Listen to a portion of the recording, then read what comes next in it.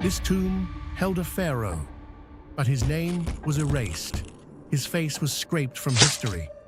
For over a century, experts have fought over one question. Who was the mummy in Tomb KV55? The heretic king Akhenaten? The boy king Tutankhamun's father? Or someone else entirely? The evidence points to a secret more shocking than anyone guessed. The truth is in the full video. Picture this. It's the dead of night in the Valley of the Kings.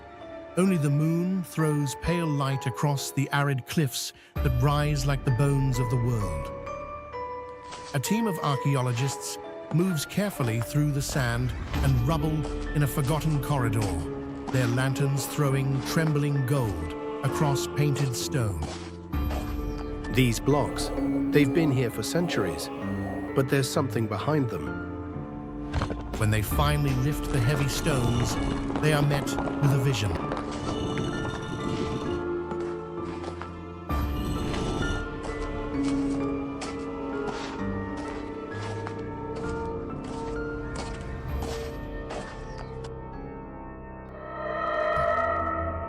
My God, look at this chaos. Someone's been here before us.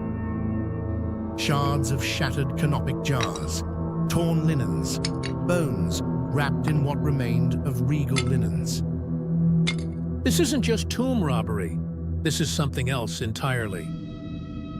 And at the heart of the chaos, a battered yet breathtaking gilded coffin. The face. Someone's deliberately destroyed the face. Why would they do that? The coffin glowed in the wavering lamplight, not with the proud brilliance intended by its makers, but with the eerie, haunted shimmer of a memory almost lost. Royal names, brutally hacked out. Someone wanted this person forgotten. Yet enough gold leaf lingered over the wood to conjure visions of how splendid it must once have been. This is no ordinary burial. We found something that was meant to stay hidden. Almost immediately, those who entered KV55 knew they had stepped into a story of vengeance, of family drama that reverberated across centuries. This is KV55, a tomb that is less a final resting place and more an ancient question mark.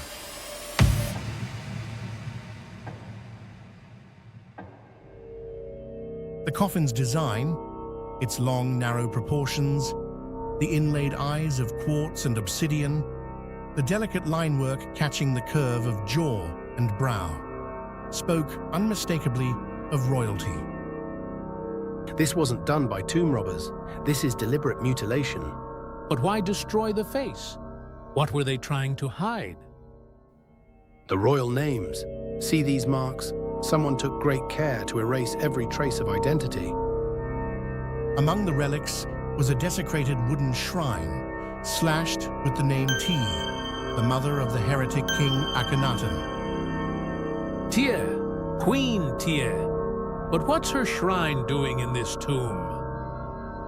Gilded panels scavenged from other burials, ritual objects scattered as if someone rifled through them in rage. And everywhere, the marks of erasure, names chipped away, faces scratched off, spells gouged from boxes and canopic chests. This isn't about treasure. Someone wanted to destroy this person's afterlife itself. In ancient Egypt, to erase someone's name was to condemn their soul to oblivion. This is spiritual murder. This was a coffin fit for a pharaoh, or perhaps a pharaoh disgraced. To understand the mystery at the heart of KV55, we must invoke the figure of Akhenaten, a pharaoh revered by some as a visionary, damned by others as a traitor to the gods. Akhenaten, unlike nearly every other Egyptian ruler, dared to reimagine the cosmos. Instead of the old pantheon of gods and goddesses, he insisted on the primacy of one, the Aten, the disk of the sun itself. No more shadowy underworlds for the dead. No more state-sponsored priesthoods revering the likes of Amun or Osiris. In the blinding daylight of Akhenaten's vision, everything and everyone was to worship the Aten. Even the image of the king changed. Akhenaten portrayed himself with soft, almost androgynous features. He worshipped the Aten alongside his queen, Nefertiti, and their daughters. Akhenaten abandoned Thebes, the ancient capital, to build a new city in the desert. Akhenaten, the horizon of the Aten, now known to history as Amarna. It was a revolution that threatened to upend 3,000 years of tradition. The priesthood of Amun, fat with privilege and wealth, was cast aside.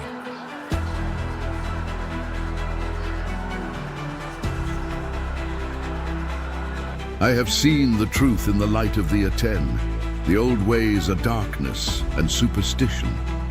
Temples to the old gods were shuttered, priests cast into exile, and the timeless rhythms of Egyptian spiritual life fractured.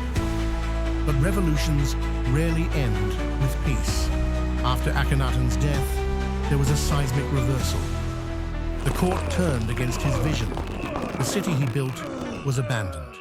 His monuments were torn down or buried. The heretic king was to be forgotten, his very name struck from the records. And so, the stage was set for a drama of desecration, vengeance, and concealment. The heretic's monuments must be destroyed. His name must be erased from every stone. When the old gods were restored, the memory of the Aten was to be purged.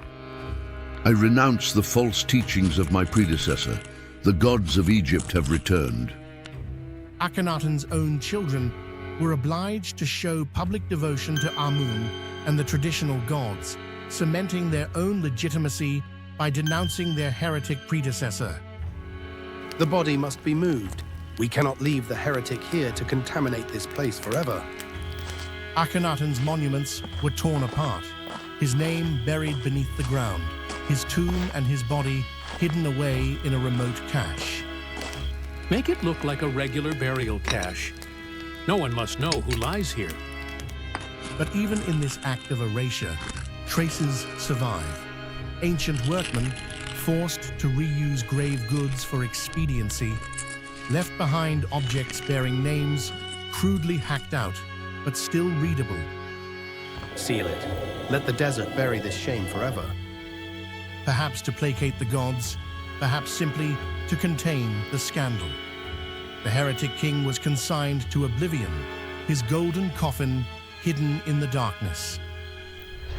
Now, over a century since its discovery, KV55 is a crossroads of Egyptology, a site where science and speculation intermingle. DNA testing, CT scans of the bones, and meticulous study of the artifacts have led many to see, in the ruined coffin, the last trace of Akhenaten. The skeleton appears to be that of a male, closely related to both Tutankhamun and the older Queen Tiye, a man who died in his mid-30s. New analyses seem to point toward the remains being those of the heretic king himself, brought here hastily when Amarna was falling. The gilded coffin, battered and bright, is not just a relic, it's a whisper from a vanished world. Was KV55 truly Akhenaten's tomb, or a hastily prepared refuge for a disgraced dynasty? Why would a pharaoh's coffin, crafted in splendor, be so savagely defiled? Does the ancient gold still hide secrets we have yet to see? In the end, the mysteries of KV55 endure, shaped by the same forces of faith, vengeance, and intrigue that swept across the ancient Nile. The greatest treasure of all, imagination kindled by mystery.